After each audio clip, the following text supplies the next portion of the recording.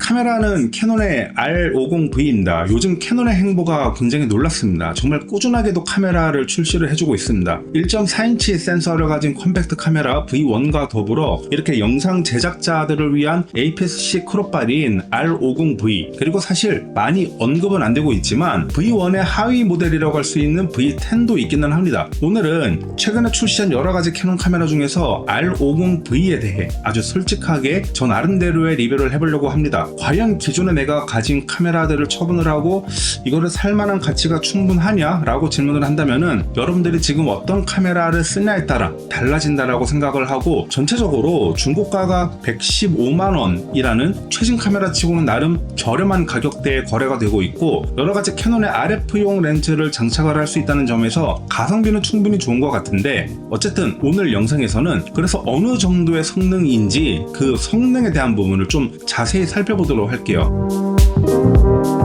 외관이 조금 독특합니다. 이게 흡사 시그마 FP를 보는 듯한 느낌입니다. 전체적으로 크기가 아주 작고 이렇게 각진 느낌입니다. 오밀조밀이라는 표현이 정말 딱 어울리는 그런 카메라 같아요. 참고로 제가 가지고 있는 후지 X100 6와 이게 크기 면에서는 큰 차이가 나질 않는 그런 크기 같아요.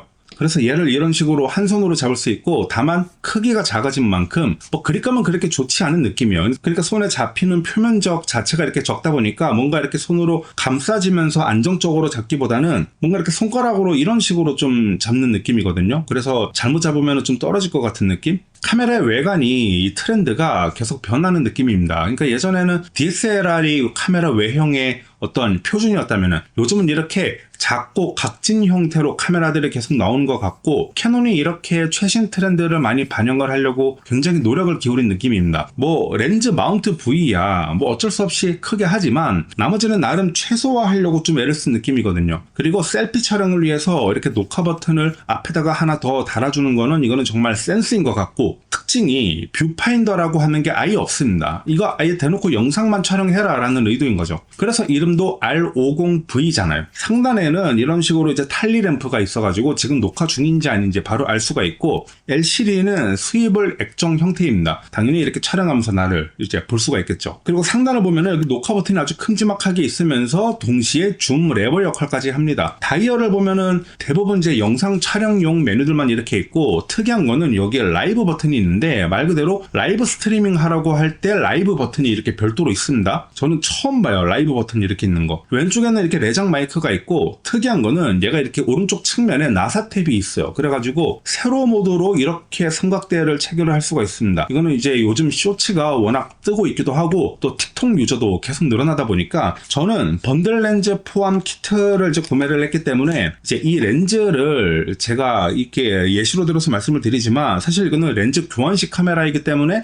다른 RF 캐논 렌즈도 얼마든지 사용을 할 수가 있습니다. 일단 이 렌즈의 경우에는 14-30, 14-30mm에다가 조리개 최대 개방이 이제 f4, 딱히 뭐라 드릴 말씀이 없습니다. 좋다고 할 수는 없는 스펙이거든요. 번들 렌즈가 다 그렇죠 뭐. 프로세서를 좀 살펴보자면 화소는 2420만 화소. 그런데 어차피 4K 촬영은 830만 화소 이상이면 4K 촬영을 할 수가 있기 때문에 화소는 사실 크게 상관이 없어요. 우리가 이걸로 사진 찍을 건 아니잖아요. 센서 크기는 APS-C 크롭발입니다. 영상 해상도를 선택을 할 때 8비트로 할지 10비트로 할지 이런 것들을 이제 내가 설정을 할 수가 있고, 기본적으로 4K 30프레임 촬영이 가능하고, 그리고 이제 이런 보급형 카메라가 다 그렇지만 4K 60프레임은 일단 화면이 잘린다. 1.5배 정도 이렇게 여기서부터 이 정도로 이렇게 크롭이 돼요. 대신 C로그 3를 지원을 하기 때문에 좀 더 이제 풍부한 컬러를 캡처해가지고 후에 컬러 그레이딩을 할 때 좀 더 유연하게 대처할 수 있다는 장점이 있기는 하고요. 시네마 뷰라고 해가지고 사실 특별한 기능은 아니고 이렇게 위아래가 이렇게 잘리고 이제 가로로 넓어 보여가지고 마치 영화관에서 영화 보는 것 같은 비율로 촬영되는 기능이 있는데, 기본적으로 영상은 16:9 비율로 촬영이 되지만 이 모델을 선택을 하면은 2.35:1 비율로 해가지고 영화 같은 느낌을 줄 수가 있습니다. 영화 같은 느낌이요. 그걸로 찍는다고 다 영화가 나오는 건 아니고요. 최근에 캐논에서 출시한 V1과 비교를 좀 해볼게요. 동일한 노출로 동일한 장면을 찍었을 때 4K 30프레임 화질입니다.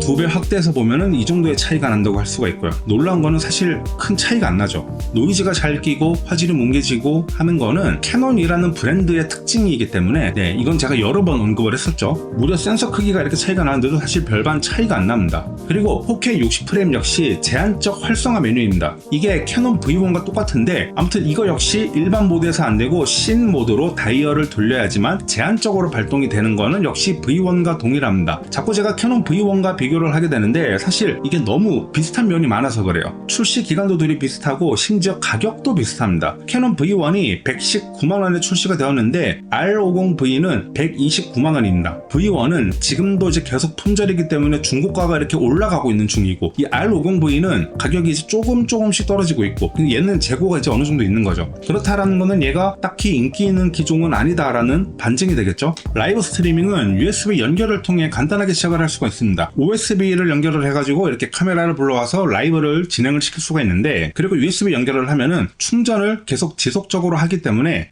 장시간, 물론 그 장시간이 이제 어느 정도인지는 모르겠지만 근데 웹캠처럼 그렇게 오래 가지는 못해요. 다만 신 모드를 하면서 라이브를 진행을 할 수 있기 때문에 이제 피부 보정을 하면서 실시간으로 라이브를 할 수 있다는 장점이 라이브 도중에 필터 꺼지지 않게 꼭 주의해 주셔야 되고요. 지금 13mm 13mm 30mm 근데 13mm가 보기보다 그렇게 넓지가 않아요. 이게 풍경이 많이 나오지가 않습니다. 그래서 희한하네. 광각이 이렇게 좁다고 화각이.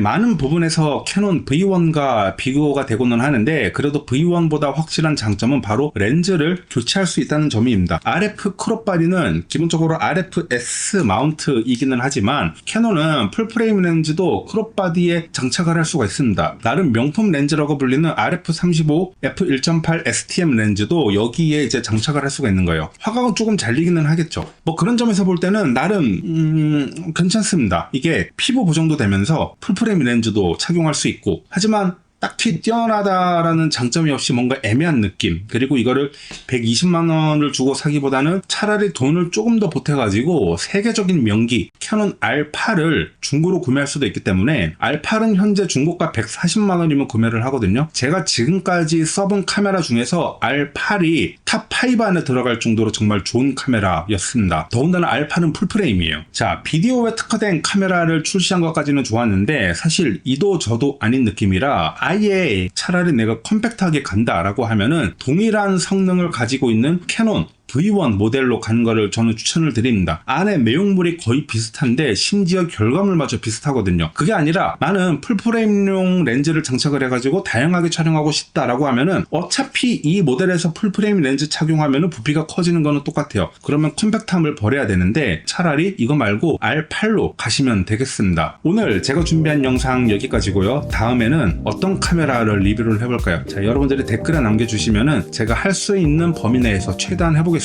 저희의 의견이 영상에 이렇게 담겨 있는데 이거 관련해 가지고 여러분들의 생각은 좀 어떤지 역시 댓글로 남겨주시면 감사하겠습니다. 그러면 저는 다음 영상에서 인사드리도록 할게요. 감사합니다.